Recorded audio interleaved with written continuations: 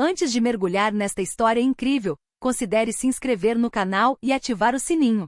Cada história aqui tem algo a dizer, e você não vai querer perder nenhuma. Deus sabe que você é inocente. O condenado não acreditou, até que a cadeira de execução falhou 8 vezes. 14 de julho de 2025. Prisão Estadual de Franklin, sul dos Estados Unidos.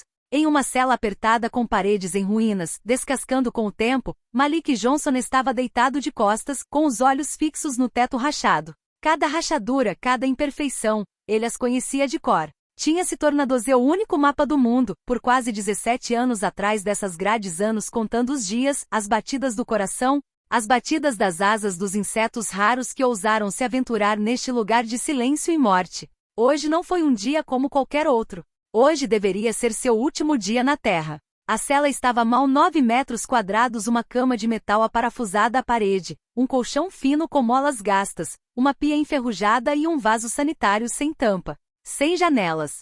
Apenas uma claraboia de vidro reforçado na porta de aço, através da qual um guarda poderia observá-lo a qualquer momento. A luz nunca se apagou neste corredor. Uma pálida luz noturna permanecia permanentemente acesa, como se o sono tivesse que ser punido, como se até os sonhos lhes fossem proibidos. Malik, 38 anos, estava esperando. Mas esta não foi uma espera comum. Não foi por uma carta ou uma visita. Foi a expectativa da morte, uma morte planejada, administrada pelo Estado, envolta em um verniz de justiça. Uma morte que lhe disseram que aconteceria por tantos anos que ele quase parou de acreditar que fosse real. Até agora. Ele sentou-se lentamente, com o rosto marcado por anos de confinamento, o olhar perdido, como se seus pensamentos estivessem vagando muito além das paredes. Condenado à morte por assassinato brutal de Donald e Margaret McKinley, um casal branco aposentado morto em sua casa em um bairro residencial no Mississippi. Malik continuou a proclamar sua inocência. Mas nesta cidade do sul, o peso do preconceito era mais valioso que os fatos. Um jovem negro sozinho, sem conexões, acusado do assassinato de 2 idosos brancos em uma comunidade conservadora. Nunca tive a menor chance. O julgamento foi rápido, as provas frágeis, as dúvidas sufocadas. Eles queriam um culpado. Encontrarão um rosto para culpar. Vão sim, sussurrou ele, quebrando o silêncio. Sua voz rouca parecia estranha até para ele. Mesmo que eu seja inocente. Suas mãos tremiam levemente. Não de medo, não. Ele já havia passado por essa fase há muito tempo. Era um tremor vindo de muito longe, uma tensão acumulada, um desespero reprimido, uma fadiga existencial. Seu coração batia lentamente, como se estivesse se guardando para a reta final. Através da parede de concreto ele podia ouvir o sussurro de outro homem condenado, recitando uma oração em voz baixa. Senhor, tende piedade. Venha a nós o vosso reino. Libertai-nos. Mais longe, os passos regulares do capelão ecoavam no chão de concreto. Ela fazia suas rondas diárias, recitando salmos, carregando consigo uma paz frágil que poucos ousavam encarar. Sua voz era suave, quase um cântico. Ainda que eu ande pelo vale da sombra da morte, não temo mal algum, porque você está comigo. Um cheiro forte de ozônio e metal oxidado estava no ar. Era o cheiro do sistema elétrico, dos cabos velhos, da velha cadeira de execução que havia sido reativada para a ocasião. Outro cheiro mais suave, mais íntimo, foi adicionado. A do mofo, do medo e da resignação humana, um perfume de homens esquecidos. Cada corredor da prisão tem sua própria linguagem. Este falava em silêncios pesados, em suspiros, em correntes rangentes. Malik fechou os olhos por um instante. Viu-se criança, correndo pelas ruas de Baton Rouge, brincando com os irmãos, despreocupado. Viu sua mãe, Loretta, abraçando-o no dia em que foi preso, gritando que ele não tinha feito nada. E agora ele estava esperando para ser recolhido. Para ser levado para a câmara de execução, como alguém que leva um homem ao matadouro. Mas bem no fundo, uma vozinha permanecia. Frágil, distante. Uma voz que ele aprendeu a ignorar, mas que continuava voltando. E se ainda não for o fim? Malik tinha 21 anos quando foi preso. Na época ele era um jovem quieto e reservado, com um olhar curioso, que sonhava em se tornar instrutor esportivo. Ele estudava meio período em uma pequena faculdade comunitária no Mississippi, fazendo cursos de psicologia e ciências da educação. No restante do tempo trabalhava para uma organização sem fins lucrativos local, Refeições da Misericórdia, que distribuía refeições quentes para idosos e pessoas isoladas em áreas residenciais e de classe trabalhadora. Ele adorava aquele trabalho. Conhecia alguns dos beneficiários pelo primeiro nome e até sorria para os velhos rabugentos. Encontrava nele uma espécie de missão, um orgulho simples, ajudar, ser útil. 12 de janeiro de 2008, no dia da tragédia, ele fez sua ronda habitual, passando por o bairro tranquilo e arborizado de Evergreen Hills, onde eles moravam. Donald e Margaret McKinley, dois aposentados brancos respeitados, muito envolvidos com sua igreja e comunidade. Ele se lembrava perfeitamente da visita naquele dia, ou melhor, da falta dela. Os McKinleys não estavam na lista dele, mas ele havia deixado uma refeição na casa de seu vizinho, um certo Sr. Olins, a algumas casas de distância. Mas uma coincidência mudaria tudo. E testemunha ocular, um adolescente de 16 anos chamado Bradley Keller, disse à polícia que viu um homem negro com uma jaqueta caqui, fugindo às pressas da casa de McKinley, minutos antes dos corpos serem descobertos. Malik estava usando uma jaqueta caqui naquele dia. Velho, desgastado, banal. Como milhares de outros. Ele foi preso 2 dias depois, sem mandado, em sua casa, na frente de sua mãe. A polícia não tinha provas físicas. Nenhuma arma do crime. Nenhuma impressão digital. Nenhuma evidência de DNA. Nada. Apenas uma silhueta, uma cor de pele, uma jaqueta e uma cidade ávida por respostas. A imprensa local aproveitou o caso com um fervor quase histérico. Um assassino entre nós. Manchete: O Mississippi Herald. Aposentados assassinados em casa. Suspeito negro é preso. Em uma cidade ainda marcada por tensões raciais não resolvidas, a acusação se tornou quase um veredito por si só. O Estado designou a Malik um advogado nomeado pelo tribunal, Mestre Curtis Doyle, um jovem recém-formado, que não tinha nunca se declarou culpado em um caso de pena de morte. Sobrecarregado e mal preparado, Doyle encontrou uma avalanche de procedimentos, prazos e obstáculos burocráticos. Ele tentou reunir provas de álibi, incluindo a declaração de Sr. Olins, o homem a quem Malik entregou uma refeição no suposto momento do assassinato. Mas seu depoimento foi empurrado para o lado, porque o homem sofria de problemas de memória e sua palavra era julgada não confiável. Pior ainda, registro GPS do veículo da associação, o que poderia ter provado a localização exata de Malik, foi perdido pelo gabinete do xerife. Um técnico admitiu mais tarde tê-lo apagado acidentalmente. Doyle, mal aconselhado, nem sequer chamou Malik para depor. Ele temia que seu cliente, negro, jovem e emotivo, desabasse diante de um júri que ele sabia que seria hostil. O julgamento durou apenas 4 dias. 4 dias de audiências tendenciosas, insinuações raciais mal disfarçadas, emoções manipuladas pelo promotor Harold S. Barnes, um homem ambicioso que estava concorrendo a um cargo político e queria mostrar que não mediria esforços para defender os inocentes. O júri foi composto por 12 pessoas brancas, a maioria idosos, todos da periferia da cidade. Nenhum afro-americano foi selecionado. Os poucos candidatos negros para a seleção eram desafiados pela acusação, sob o pretexto de opiniões tendenciosas. A atmosfera no tribunal era gélida. Quando o promotor Barnes, apontando para Malik, disse: "É isso que defendemos. O direito de envelhecer em paz. Não morrer nas mãos de um estranho." Um murmúrio de aprovação surgiu da plateia. A defesa não tinha como contra-atacar. Nenhum perito, nenhuma investigação particular. Apenas Doyle, com a voz trêmula, concluiu: "Tudo o que pedimos é que você analise os fatos. E não condene um jovem à morte por uma jaqueta." Mas o destino já estava selado. O júri deliberou menos de 6 horas. Quando o juiz anunciou: "Malik Rashad Johnson, você foi condenado pelos assassinatos de Donald e Margaret McKinley. Você foi sentenciado à morte na cadeira elétrica." O silêncio foi quebrado por um uivo de partir o coração. Era a mãe dele, Loretta Johnson, de pé, com o rosto devastado e os braços estendidos em direção ao filho. "E meu filho é inocente. Vocês todos sabem disso. É mentira, um erro. Ele é inocente." 2 seguranças a contiveram com delicadeza, mas firmeza. Ninguém levantou a mão para ajudá-la. Nem uma palavra de compaixão. Nem um olhar. No corredor da morte, o tempo não tem mais forma, sem mais contornos. Torna-se um veneno lento, um ciclo silencioso onde cada dia se assemelha ao anterior, a ponto de até as memórias se dissolverem no esquecimento. O despertar não vem da clareza do dia, não há janelas, mas o estrondo de uma bandeja sendo enfiada pela portinhola. Um ovo cozido, pão frio, café morno. A rotina daqueles que já foram condenados, mas são deixados morra lentamente. Para Malik, os primeiros anos foram os piores. Ele andava de um lado para o outro na cela como um animal enjaulado. Suas mãos começaram a tremer. Seu sono foi interrompido. Às vezes tinha pesadelos tão violentos que acordava gritando, encolhido num canto, convencido de que a cadeira já estava lá. Mas Malik recusou-se a afundar. Ele havia estabelecido uma regra para si mesmo: leia um capítulo por dia, escreva uma página por semana, e nunca chore na frente dos guardas. Ele escreveu em pedaços de papel roubados, cartas nunca enviadas à sua mãe, que morreu 2 anos após sua prisão, acometida por câncer. Ela partiu sem nunca mais ver o filho livre. Cada palavra que ele colocava no papel era uma forma de permaneça humano, de não se tornar apenas mais um número entre outros.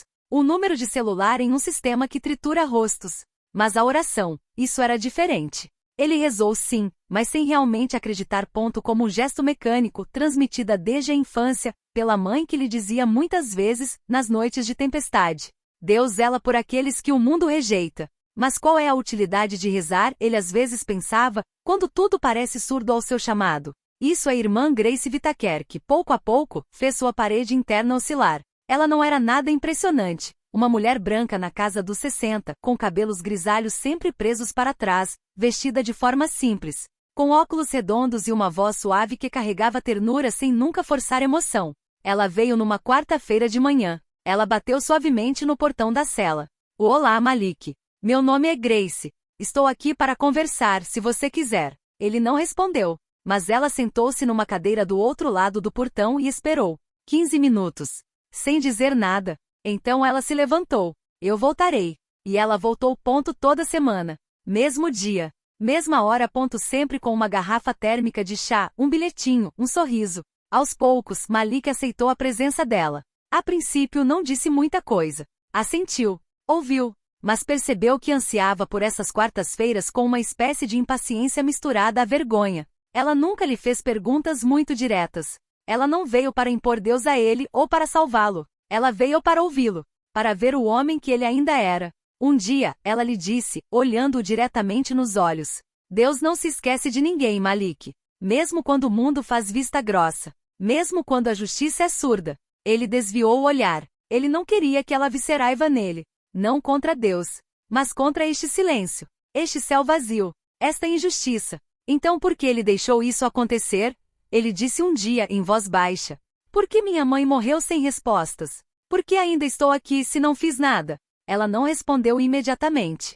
Então ela tirou uma Bíblia velha da bolsa, usada, anotada. Suas páginas amareladas pareciam ter sido manuseadas 1000 vezes. Leia o livro de Jó. Ele perdeu tudo: a saúde, a família, a dignidade. Ele clamou a Deus, mas não recebeu resposta. Mas Deus ainda não havia terminado com ele. Ela segurou a Bíblia entre as grades. Você também não, Malik. Deus não terminou com você.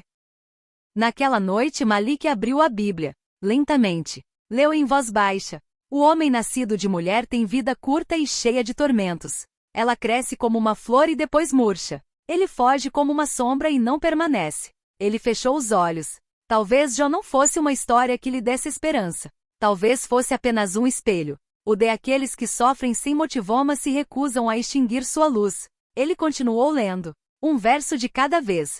E pela primeira vez em muito tempo, ele sentiu algo se mover nele. Nada de milagroso. Nada de espetacular. Mas uma migalha de fé, pequeno, discreto, pendurado na beira do abismo. No dia de sua execução, tudo estava pronto. Desde o amanhecer, um silêncio sinistro reinava nos corredores da penitenciária estadual de Franklin. Passos eram abafados, vozes baixas, como se a própria morte tivesse se instalado no ar. Em uma sala isolada, técnicos testavam a cadeira elétrica, ironicamente chamada de velha fiel, usada pela última vez 8 anos antes. Ela ainda rangia nos cantos, mas seus cabos haviam sido substituídos, sua estrutura reajustada e os eletrodos meticulosamente limpos. Tudo isso por insistência das famílias McKinley. Elas queriam justiça limpa. Às 18h40, Malik foi retirado de sua cela. 2 guardas supervisionavam sua caminhada. Ele não resistia. Não chorava.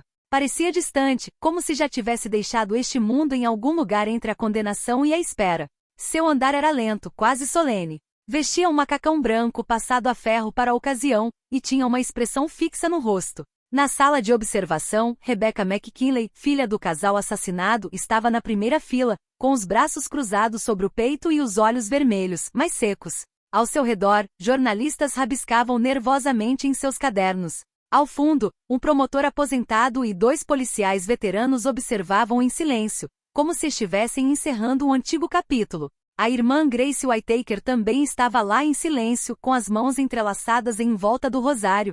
Ela rezou com lágrimas silenciosas rolando pelo rosto. Quando Malik entrou na câmara de execução, olhou brevemente para o vidro. Não piscou. Seu olhar percorreu a sala sem ódio ou medo. Apenas um cansaço imenso. O cansaço de um homem esvaziado de seus anos, de seu nome, de sua voz. Os guardas o colocaram na cadeira. Apertaram as tiras em volta dos seus pulsos, tornozelos e tronco. Um deles colocou um cotonete embebido em sua cabeça raspada. O couro rangeu. Um zumbido ecoou pelos cabos. O silêncio tornou-se quase insuportável. O diretor aproximou-se do microfone e leu com voz monótona. Malik Johnson, número 72.644.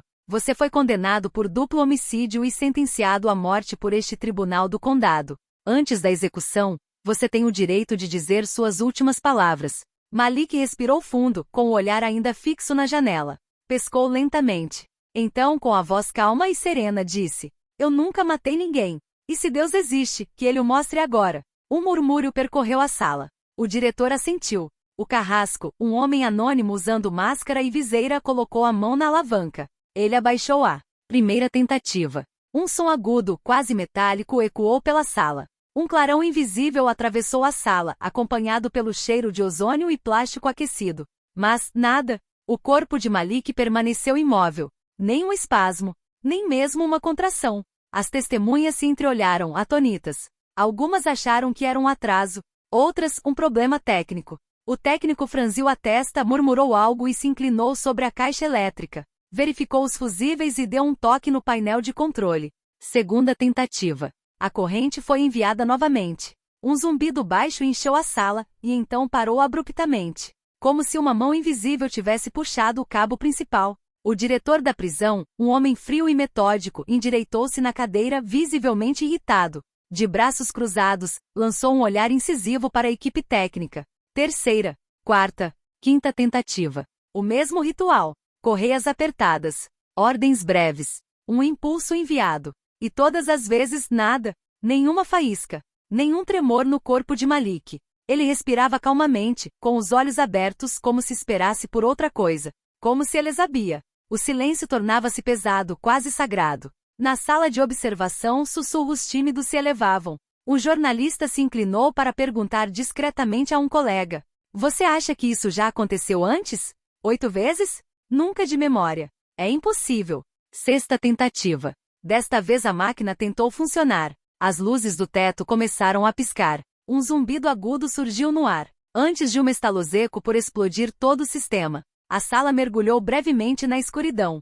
Uma voz em pânico se ergueu. É curto-circuito geral. Temos que cortá-lo. Então, nada mais. Nem uma palavra. Nem um suspiro. Nem um movimento dos guardas. Sétima. Oitava tentativa. O diretor, pálido, deu, no entanto, a ordem de recomeçar. 2 vezes. Mais 2 fracassos. O corpo de Malik permaneceu intocado e impassível. Sua respiração estava estável. Seu rosto em paz. Atrás do vidro, a irmã Grace permanecia de mãos dadas, observando a cena em silêncio. Lágrimas escorriam por suas bochechas. Ela sussurrou, mas no silêncio absoluto, todos ouviram. Deus sabe que você é inocente, Malik. Ele não deixará seu sangue fluir. Rebecca McKinley, a filha das vítimas, sentada na primeira fila, sentiu um arrepio percorrer a espinha. Ela não tinha mais certeza. Tudo em que acreditava, tudo em que lhe haviam dito, estava vacilante. Um técnico pálido aproximou-se lentamente do diretor. Senhor, é impossível.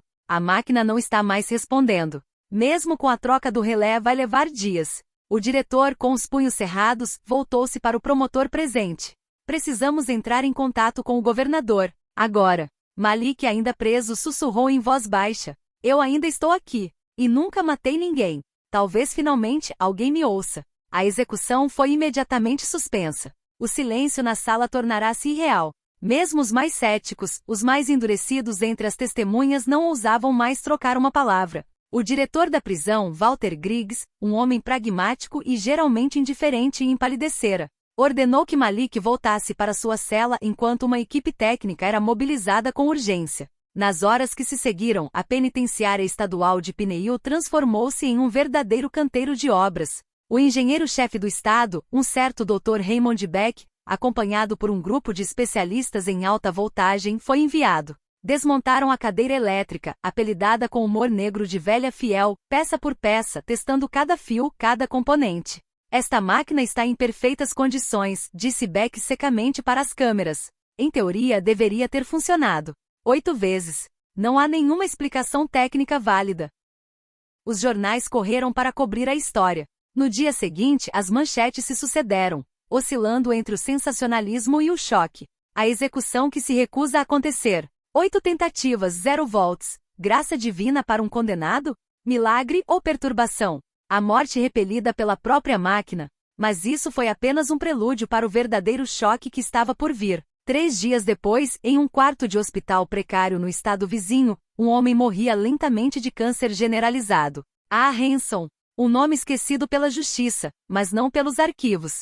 Ex-ladrão reincidente, preso várias vezes, ele sempre se recusará a cooperar em antigos casos não resolvidos. Mas naquele dia, consumido pela dor e pelo medo do inferno, Al pediu à enfermeira que trouxesse um pastor e um advogado. E uma câmera. Sem fôlego, com os olhos vidrados, ele falou: eu guardei isso por muito tempo. Não posso simplesmente ir embora assim. Ele contou tudo. Era ele. Ele e um cúmplice, Charlie Red Donahue, agora morto em um tiroteio. Eles entraram na casa dos McKinley em uma noite de verão, pensando que a casa estaria vazia. Mas a família estava lá. Pânico, gritos, violência, sangue. Não era para, só queríamos dinheiro, joias. Mas deu errado. Eu entrei em pânico. Nós os matamos.